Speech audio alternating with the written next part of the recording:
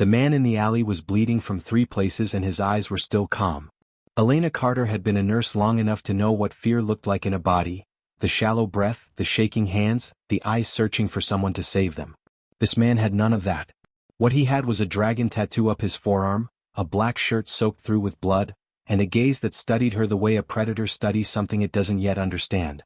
She pressed the cloth to his wound anyway. She didn't know his name.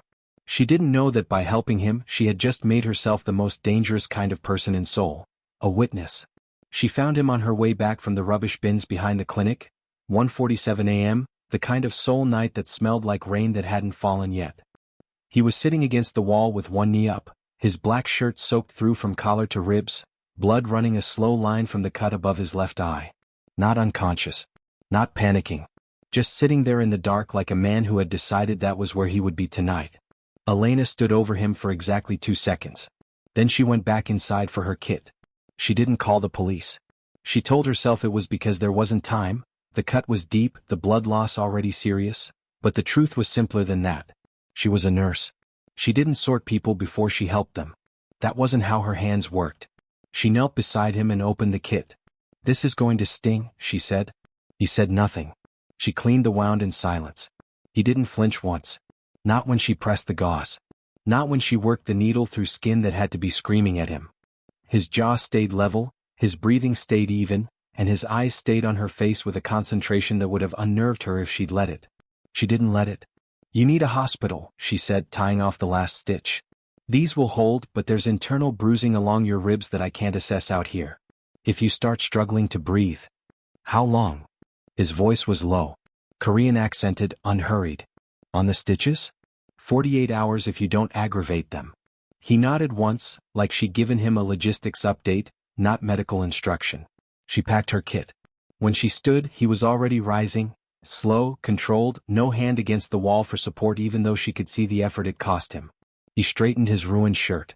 Looked at her one final time with those 2 still eyes. Then he walked away into the dark and didn't look back. Elena watched the empty alley for a moment. She didn't see the 2 men across the street. Didn't see them photograph her face in the clinic's security light. Didn't know that her instinct to help, the same instinct that had driven her across an ocean to nurse strangers in a city that wasn't hers, had just made her visible to people for whom visibility was a death sentence. Kindness doesn't ask permission before it changes your life. That night it didn't ask hers. The next morning arrived the way ordinary days always do, indifferent to what the night had left behind. Elena was back at the clinic by 7. Logged the emergency kit restock. Saw 4 patients before noon. Drank bad coffee standing at the window and told herself that whatever had happened at 1:47 a.m. was already filed under strange night and closed. She almost believed it. The man appeared at 2:30. He wasn't a patient, no clipboard, no hesitation at the door. He just stood outside on the pavement with his hands in his jacket pockets, looking at nothing in particular. Elena noticed him the first time when she passed the window. She noticed him the 3rd time when he still hadn't moved. She told herself it meant nothing. This was a working-class district. Men stood on pavements. Then Ami, the junior nurse, leaned across the reception desk and lowered her voice. "Someone called this morning. Before you came in. They were asking about you specifically. Not the clinic, you. Your shift hours." Elena kept her face neutral. "What did you tell them?" "That I couldn't share staff information." Ami paused. "They called twice." Elena nodded slowly. Went back to work.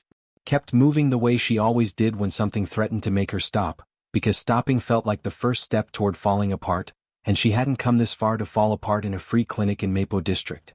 She walked home at 9. Took the long route without deciding to.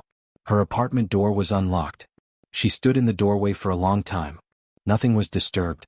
Her laptop sat where she'd left it. Her bag hung on its hook.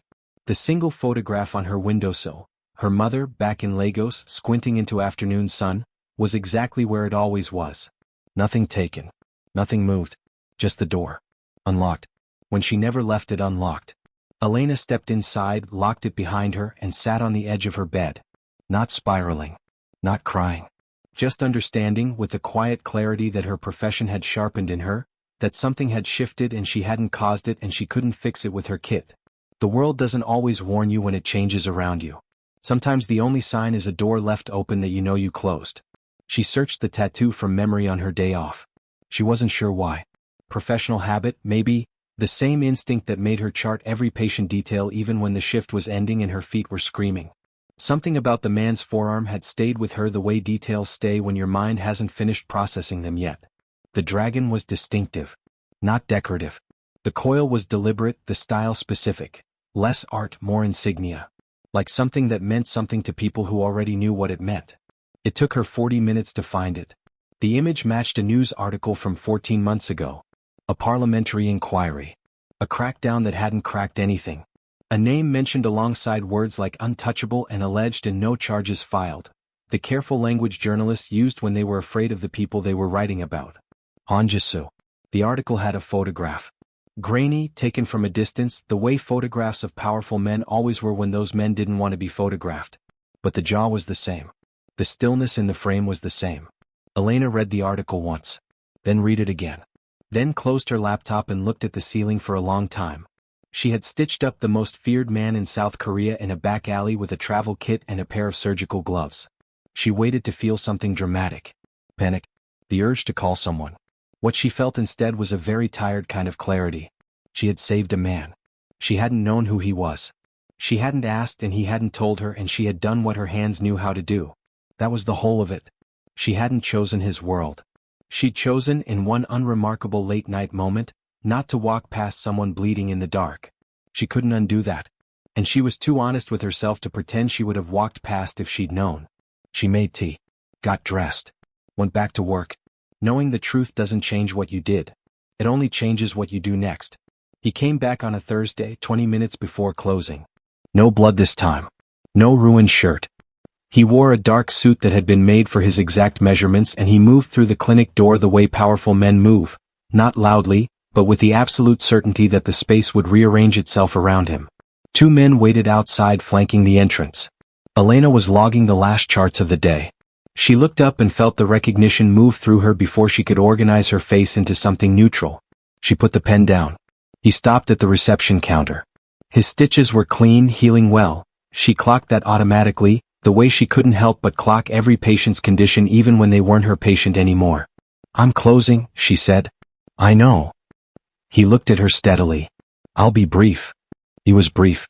The men who had attacked him had identified her. She was seen helping him. They would consider her a liability. She had approximately 72 hours before they decided what to do about that. He wasn't asking her permission to protect her. He was informing her that it was already happening. Elena looked at him for a moment. Then she crossed her arms. "You came to my clinic with a head wound," she said. "I did my job. I don't know anything about you or whoever attacked you. I'm a nurse, not a witness. There's nothing to protect." He didn't argue. Didn't reassure her either, the way people did when they wanted you to feel better rather than tell you the truth. He just looked at her with those still eyes and said, "They don't know that." The words landed quietly. She felt them settle somewhere practical and cold in her chest. "I'll think about it," she said. 72 hours, he said again. And then he turned and walked out, and the 2 men outside followed him without a word, and the clinic fell back into its ordinary evening silence as if none of that had happened. Elena stood at the counter for a long time. The danger that finds you isn't always the danger you chose. But what you do when it arrives, that part is entirely yours. She called him the next morning using the number on the plain card he'd left.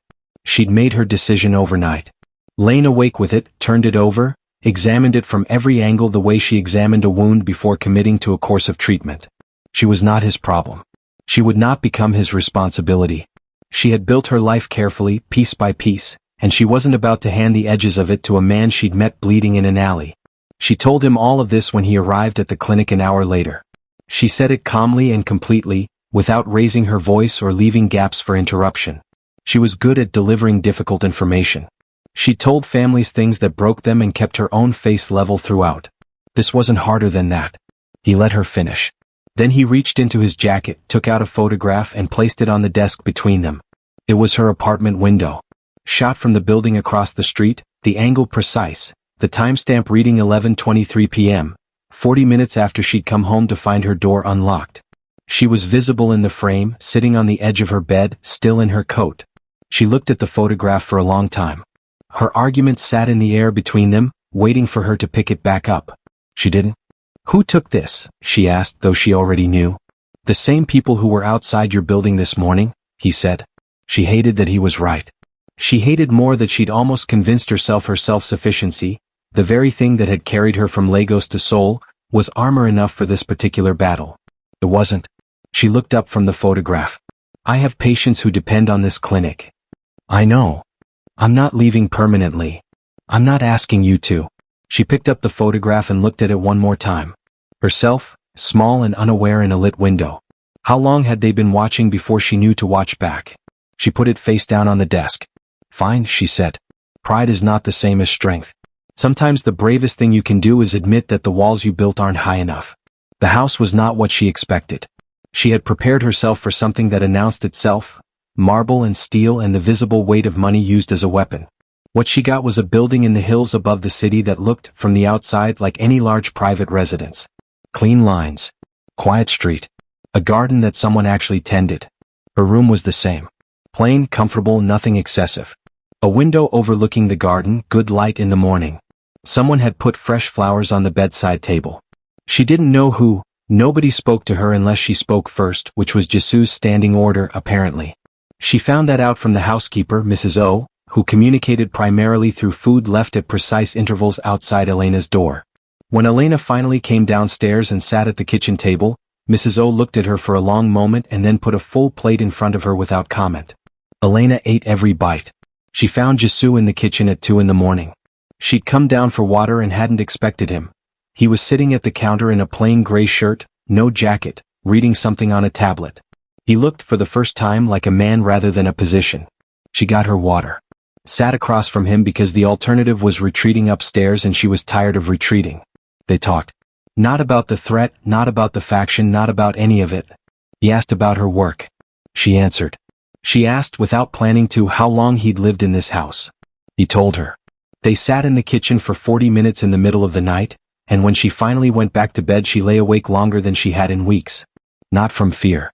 From the unsettling discovery that the most dangerous man she had ever met was also, at 2 in the morning in a quiet kitchen, the most honest company she'd had in months. Sometimes the places that frighten us are only frightening until we sit down inside them and find that we are still ourselves. He ran her face through the databases because he needed to know who she was. That was the version he told himself in the car home from the alley. She was a variable. An unknown in a situation that had too many unknowns already. He ran backgrounds on everyone who entered his operational radius. This was not different. He told himself that right up until the moment the report came back. Elena Adiz Carter. 26. Born in Lagos. Nursing degree from the University of Lagos, completed top of her cohort. Arrived in Seoul 18 months ago on a humanitarian clinic work visa. Salary that covered rent and little else. No criminal record. No associations.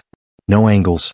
Just a woman who had moved to a foreign country to work in a clinic that couldn't pay her what she was worth, because the clinic needed her and she had decided that was enough reason. He read the file twice. Then he closed it. The photograph of her apartment window sat on his desk. He had pulled it from surveillance himself before deleting the rest of the footage so no one else could access it. He looked at it now. Her, small and still in the lit frame, completely unaware. He grew up in a world where every kindness had a price tag attached to the back of it. Every favor carried a future claim. Every hand extended and help was eventually extended again, palm up, waiting.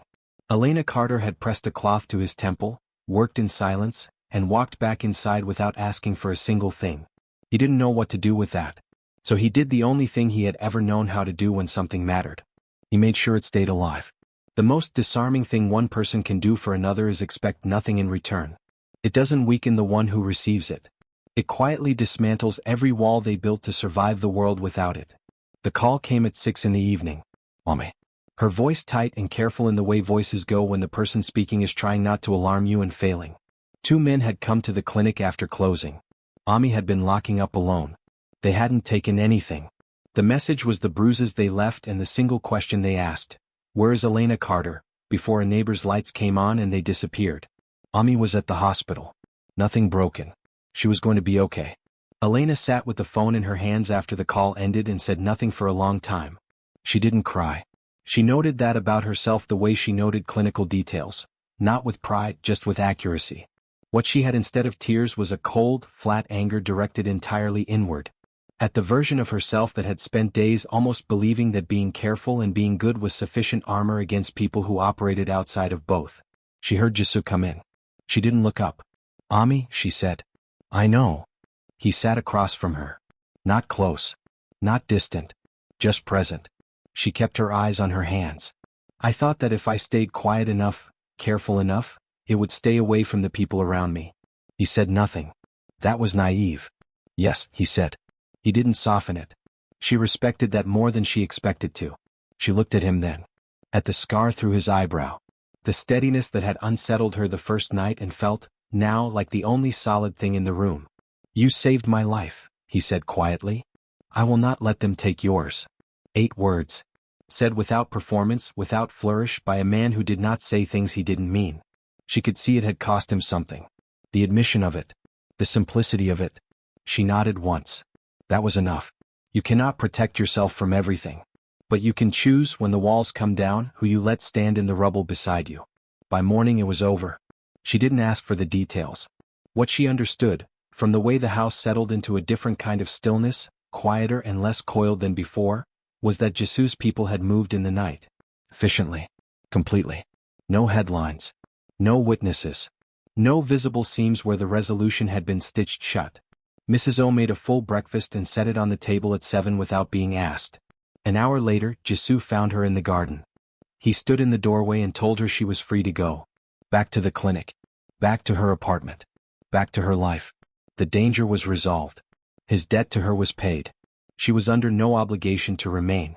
He said it cleanly, neutrally, without pressure at the edges, the way she had come to understand he did things. Honestly. Completely. Without asking her to read between the lines because he didn't leave anything between them. She thanked him. Went upstairs. Packed her bag. She got all the way to the front door. She stood with her hand on the latch for a moment that lasted longer than it had any right to. She thought about the alley. The photograph on his desk she'd glimpsed through the open office door. The kitchen at 2 a.m. The way he'd said, "I will not let them take yours," like it was a fact he was prepared to stake something real against. She thought about the version of herself that had arrived in Seoul 18 months ago, telling herself she needed nothing and no one, because needing things was how you got hurt, and she had been hurt enough to know better. She set her bag down. She didn't explain it. Didn't need to. She turned around and walked back toward the kitchen. Jisoo was at the bottom of the stairs. Still as he always was.